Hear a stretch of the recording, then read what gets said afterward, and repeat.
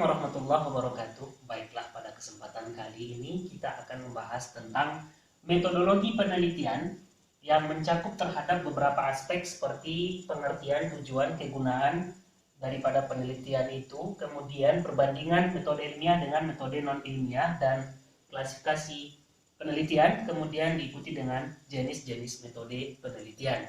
Baiklah, untuk yang pertama adalah kita membahas pengertian metodologi penelitian. Yang pertama, secara bahasa, metodologi terambil dari dua kata metode yang berarti cara tepat, kemudian logos yang berarti pengetahuan, maka dapat diartikan metodologi adalah cara mendapatkan sesuatu menggunakan pikiran dengan tujuan tertentu. Kemudian secara bahasa, penelitian adalah terjemahan kata research dari bahasa Inggris yang berasal pula dari dua kata.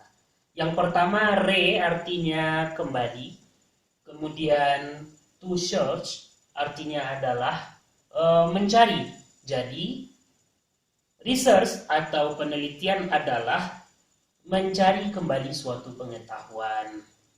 Nah, menurut definisi yang lain, terdapat beberapa pengertian metode penelitian yang dikemukakan oleh para ahli.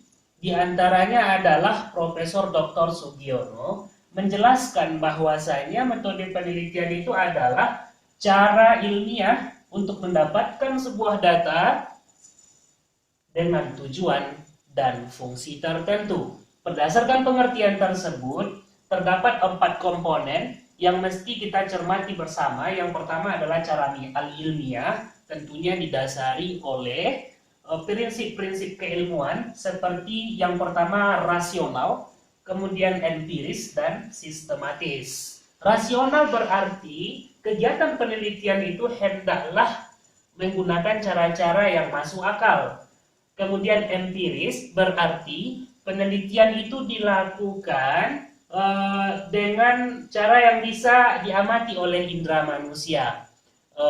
Kita bisa lihat penelitian yang tidak ilmiah seperti menemukan uang yang hilang melalui paranormal. Nah, ini bukan termasuk cara yang rasional empiris karena bukan merupakan suatu yang ilmiah. Kemudian yang ketiga, sistematis berarti penelitian yang dilakukan itu harus memenuhi langkah-langkah tertentu yang bersifat logis. Kemudian kita lihat data. Tentu data yang akan diteliti itu adalah data yang bersifat empiris dan memenuhi kriteria yaitunya valid. Valid artinya adalah derajat ketepatan antara data yang dikumpulkan peneliti dengan data objek yang akan diteliti tersebut. Nah, kemudian untuk melihat apakah suatu penelitian itu nanti valid atau tidak, sering terjadi kesulitan. Maka untuk melihat hal tersebut perlu dilakukan pengujian dengan metode reliabilitas dan objektivitas. Metode reliabilitas berarti konsistensi terhadap interval waktu. Sebagai contoh, pada wawancara pertama, sumber data mengatakan bahwa karyawan yang berdemonstrasi itu sebanyak 1.000 orang. Maka pada wawancara seterusnya dan berikutnya, sumber data tetap akan mengatakan bahwa para karyawan demonstrasi tersebut adalah berjumlah 1.000 orang. Maka baru dikatakan penelitian tersebut penelitian yang reliable. Kemudian harus juga sesuai dengan objektivitas. Harus penelitian itu bersifat objektif. Maknanya adalah internal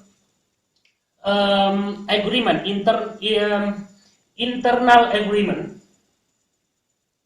Maknanya adalah kesepakatan bersama. Nah, banyak orang yang mengatakan bahwa memang betul karyawan yang mengikuti demonstrasi itu berjumlah 1.000 orang. Maka dikatakanlah penelitian tersebut objektif dan reliability. Baiklah, kita berangkat sekarang kepada tujuan penelitian. Setiap penelitian pastilah memiliki sebuah tujuan. Maka secara umum tujuan penelitian tersebut yang pertama adalah penemuan. yang kedua pembuktian, dan yang ketiga adalah pengembangan. Penemuan ini berarti data yang diperoleh dari hasil penelitian tersebut menemukan informasi atau pengetahuan yang sebelumnya belum pernah ada. Contoh, misalnya penelitian menemukan cara yang ampuh untuk memberantas korupsi. Kemudian pembuktian berarti data yang diperoleh dari penelitian tersebut membuktikan adanya keraguan-raguan terhadap suatu informasi atau pengetahuan. Seperti pembuktian apakah insentif itu meningkatkan kinerja karyawan di sebuah institusi. Kemudian kita lihat pengembangan berarti harus secara mendalam dan memperluas atau memperkaya informasi itu sendiri, seperti penelitian tentang pengembangan sistem pemberdayaan efektif yang ada di masyarakat. Baik, sekarang itu tujuan tadi. Sekarang kita berangkat kepada fungsi penelitian. Secara umum ada 3. Yang pertama memahami masalah, yang kedua memecahkan masalah, dan yang ketiga mengantisipasi masalah. Memahami masalah itu berarti bahwa menjelaskan, memberi penjelasan suatu masalah yang tadinya tidak tahu, akhirnya menjadi tahu. Nah, kemudian memecahkan masalah berarti harus meminimalkan atau menghapuskan atau menghilangkan suatu masalah tersebut. Kemudian mengantisipasi masalah, yaitu mengupayakan bagaimana masalah tersebut tidak terjadi lagi. Baik, itulah definisi menurut Profesor Dr. Sugiono. Nah, sekarang kita masuk pada aspek kedua, penting atau urgensinya penelitian. Baik, salah satu karunia Tuhan yang Maha Esa kepada manusia adalah rasa ingin tahu, karena semua manusia pasti ingin memuaskan perasaan ingin tahunya tersebut. Oleh karena itu, rasa ingin tahu itu harus kita perhatikan. Kita bahas pengetahuan dan ilmu pengetahuan. Apa itu pengetahuan? Menurut Dr. Prasetyo Irawan MSc mengatakan bahwa pengetahuan itu merupakan jawaban dari rasa keingintahuan. Nah, di sini ada beda bahwa ilmu pengetahuan pasti selalu berasal dari pengetahuan, namun pengetahuan tidak selalu berasal dari ilmu pengetahuan. Kenapa? Karena ilmu pengetahuan itu adalah cara atau suatu pengetahuan yang didapatkan dengan sebuah metode. Nah, kata kunci dalam ilmu pengetahuan adalah metode penelitian. Nah, kita mendapatkan suatu pengetahuan melalui metode penelitian, maka terjawablah rasa ingin tahu kita. Inilah yang disebut dengan metode penelitian yang ilmiah. Tapi kalau pengetahuan kita dapatkan tanpa melalui sebuah metode penelitian yang empiris atau metode penelitian yang bersifat bisa diamati, maka dia bukanlah sebuah metode penelitian yang ilmiah. Nah, di mana letak pentingnya penelitian? Karena rasa keingintahuan manusia tadi, ketika dia melakukan penelitian, dia akan segera mengetahui kebenaran dari suatu data atau rasa ingin tahu dia tadi tersebut. Nah, sehingga dia akan bisa menemukan sebuah pengetahuan yang baru yang belum pernah ditemukan sebelumnya, bisa dia membuktikan bahwasanya ada keraguan-raguan terhadap suatu informasi, dan bisa pula dia memberi atau mendalami atau memperluas informasi yang sudah ada. Nah, sekarang aspek ketiga, perbandingan metode ilmiah dengan metode non-ilmiah. Dr. Prasetyo Irawan MSc menjelaskan bahwa metode ilmiah adalah cara mendapatkan ilmu pengetahuan dengan mengikuti struktur logis ilmiah. Nah, struktur logis ilmiah mencangkup yang pertama rumusan masalah, kemudian pengumpulan data yang relevan, kemudian analis data dan interpretasi data. Dari sini sudah tampak beda antara mana yang ilmiah, mana yang non-ilmiah. Nah, baiklah, rumusan masalah. Nah, maka dalam hal ini seorang ahli atau peneliti wajib bagi mereka untuk merumuskan pertanyaan-pertanyaan, boleh nanti dalam bentuk hipotesis atau pertanyaan atau pernyataan.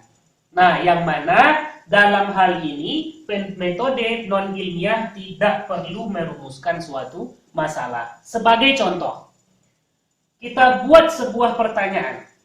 Bagaimanakah sebenarnya pemahaman rakyat Indonesia terhadap penyakit AIDS?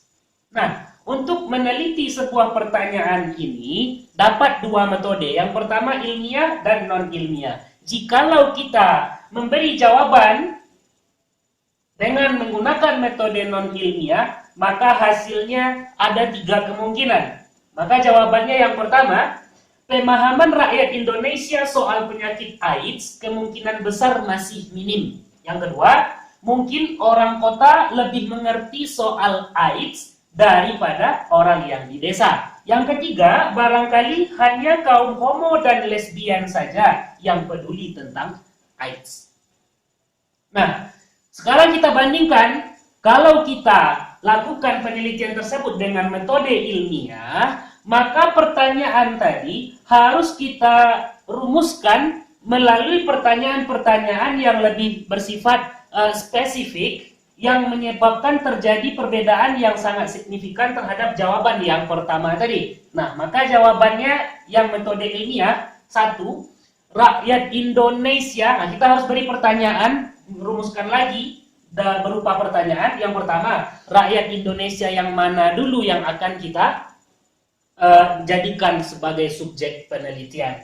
Nah, apakah semua rakyat atau sebagian rakyat? Apakah rakyat yang di kota atau yang di desa? Kemudian rakyat dengan karakteristik yang bagaimana yang akan kita jadikan sebagai subjek penelitian? Apakah mahasiswa, pedagang, wanita susila, dokter, dan lain sebagainya? Kemudian pemahaman dalam hal apa dari AIDS itu yang perlu kita kaji? Tingkah laku dari virus itu sendirikah? Cara penularannya kah? Atau cara pencegahannya? Nah, maka dengan mengajukan rumusan-rumusan masalah berupa pertanyaan-pertanyaan dari pertanyaan yang akan kita teliti ini, akan hadir jawaban yang tentu lebih akurat daripada jawaban metode non-ilmiah tadi. Nah, baiklah teman-teman, kesimpulannya, dengan melihat konsep yang tadi, maka didapatilah beberapa perbedaan antara metode penelitian ilmiah dengan metode penelitian non-ilmiah. Yang pertama, kalau metode ilmiah, perumusan masalahnya itu harus selalu ada berupa hipotesis, pertanyaan, dan pernyataan, diikuti dengan variabel-variabel tertentu. Sedangkan yang metode non-ilmiah tidak membutuhkan terhadap rumusan masalah. Kemudian harus ada kumpulan data yang sangat relevan. Nah, sedangkan yang non-ilmiah tidak butuh terhadap pengumpulan data. Kemudian kesimpulan data atau analis data juga harus terhimpun dalam sesuatu yang sangat tersusun rapi, kemudian harus jelas, kemudian tidak rancu. Sedangkan metode non-ilmiah dia tidak butuh terhadap hal yang demikian, analis data, kesimpulan, dan lain sebagainya. Dan perbedaan yang lain, metode ilmiah ini bisa diuji kembali jikalau ada pihak yang tidak atau pihak yang meragukan kebenaran daripada data tersebut. Sedangkan metode non-ilmiah, ada atau tidaknya pengujian kembali, dia akan tetap merujuk kepada kesimpulan pertama. Nah, inilah perbandingan antara metode ilmiah dengan metode non-ilmiah.